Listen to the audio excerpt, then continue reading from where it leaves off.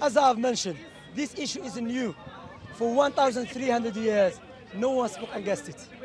Okay? Why? Because back in those days, all of these adolescents was not known to them. Either your child or an adult. And Islamically, if the person, the girl or a boy, physically, mentally ready to get married, there's no harm with that. Okay? So Aisha herself, she was happy with the marriage. Prophet Muhammad was happy with the marriage. Their society was happy with the marriage. So why people like to speak on their behalf? But in our time, yes, it changed. Our time, 11, 12, they're not like before. As I've mentioned, back in those days, a boy that is 11 or 10, he was a king. He was Yazid, Zayd ibn Thabit, or Zayd ibn Usama ibn Zayd. He was 16 or 18. He was leading a big army against the Byzantine. In our time, we don't do that. You see what I'm saying? 18 is still in the college or 16 is school. So back in those days, it was completely different. And what is the problem with these guys like him, Allah guide him, they have this white supremacist mentality. That if we, in Britain, we say it is wrong, therefore every country in the world has to follow our way. Exactly. You see what I'm saying? Because in Africa, Christian countries, they got married at the age of 14, 13. Maybe me, my opinion, say, no, I don't think it's okay. But who me to go and impose my way on them? You understand? Or in Asia, or in Caribbean, Jamaica, St. Lucia, you understand? Barbados, Pakistan. So that's the beauty of Islam. Islam is a system for everyone. That's why in Islam, there's no age of marriage, 16, 18, no. If the girl, she's mentally, physically ready to get married, then khalas. You understand? والحمد لله سبحانك الله وبحمدك أشهد أن لا إله إلا أنت أستغفرك وأتوب إليك. You after you said Afghani, many Afghanis contacted me and they say we are free from him. No, just one. They are free from you. Afghanis are free from you. When your people say they're free from you, You're crazy. They don't use their brain. and you Huh? do. That's why is the question. My question is about fasting. You said about girl. Girl should fasting at 9 and boy at 15. Why and girl is weaker than man, weaker than boy. Why she should fast at 9? Who said the girl has to fast at night? Yes, these are all Muslim countries. Where is it? No, the girl. Afghanistan we have this. But brother, Afghanistan is a beautiful country. I have many Afghani brothers. I'm should change Afghani, it, yeah? mashallah. Afghanis are real, mashallah. They're good people, mashallah. They love Islam. But you don't speak on their behalf. No, of course. And Afghanistan or Algerian culture is not Islam. Islam, when a girl or a boy reach the age of puberty, then the Islamic obligation becomes wajib upon them, compulsory. Some boys, they can become reach the age of puberty before 15, or, depends, And not just age of puberty, also the physically are able. For example, there's people who are old enough to fast, but they cannot fast. They have a medical problem. In Islam, they don't have to fast. Yeah, in Afghanistan, And we that's- should change it, yeah? From 9 to 15, yeah? But this has changed, brother. What are you talking about? I said Islamically speaking. Yeah. Islamically what? Speaking. Yeah.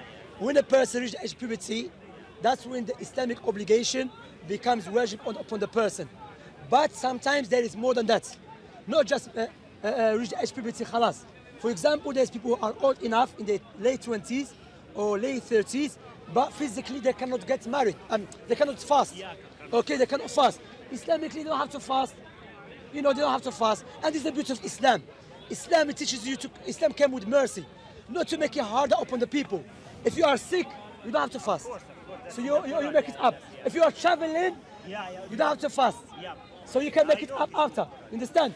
Also, if you have a what do you call it? Disease that is what do you call this? Permanent disease. Permanent disease, you don't have to fast, but you feed the poor people. Do you understand that? So when you look to Islam as a whole, it's a beautiful religion without any doubt. But what's happening now, people are taking some bit and piece from Islam, which in our time is changed. And they say, look, because I fear in the future, the people, they will say, imagine the future, as I was telling you, in the future they say it's okay for a man to get married with his mother. Then they will come to us.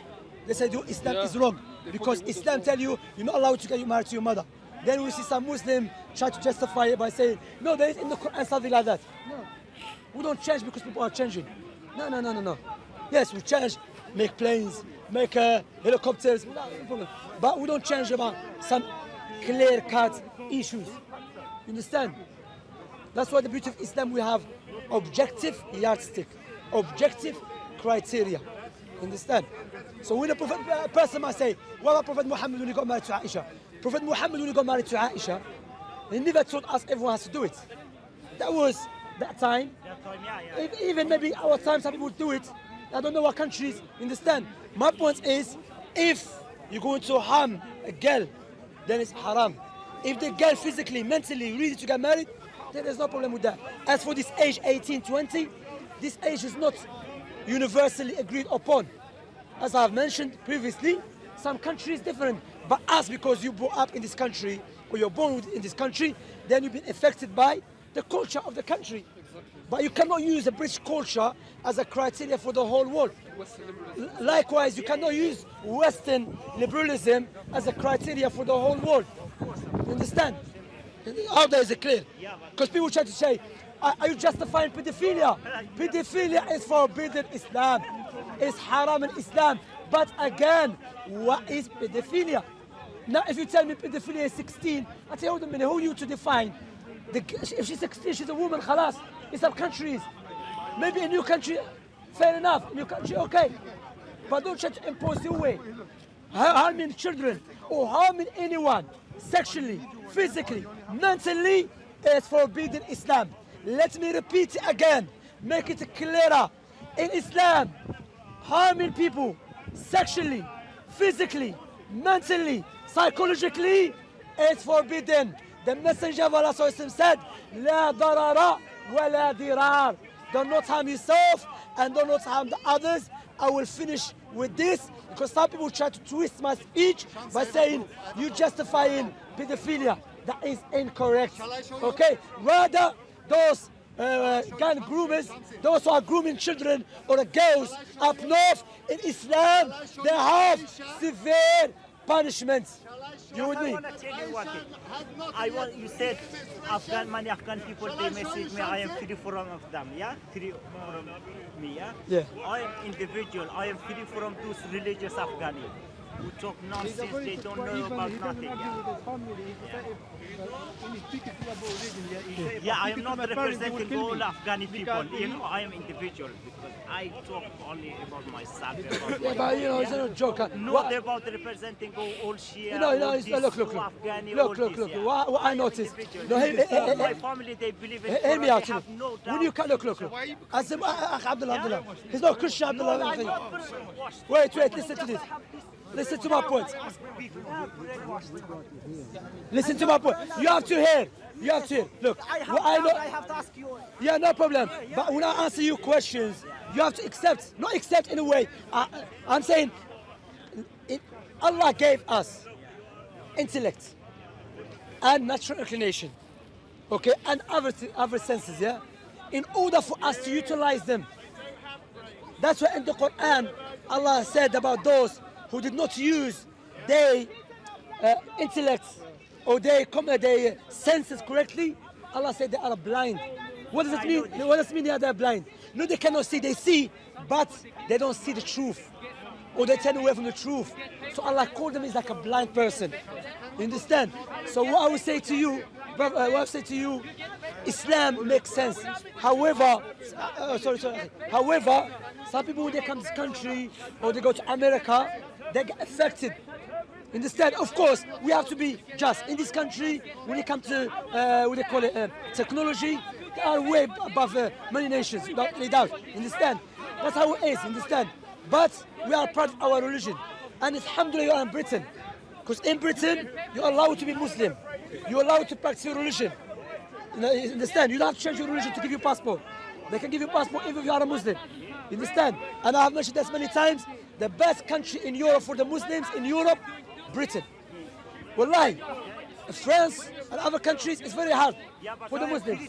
But we have this crazy man in London Bridge try to make it harder on us. That's why you see me openly saying that a man from London Bridge is a crazy, mentally disturbed person. He has nothing to do with the teaching of our beloved Prophet Muhammad alayhi salatu wasalam. Yes, Prophet Muhammad said fight in the war, but that war is a praiseworthy war. the war that remove oppression and corruption. But the war, you go and kill innocent people, children, babies, and women, that is forbidden in Islam. Do you understand that?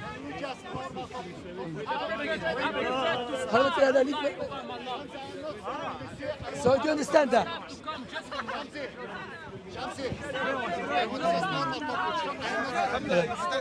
سبحانك الله بحمدك أشهد أن لا إله إلا أنت أستغفرك وأتوب إليك.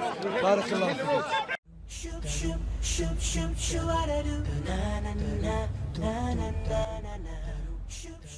إذا أعجبك الفيديو لا تنسى الإعجاب والتعليق، ولكي يصلك كل جديد اشترك الآن.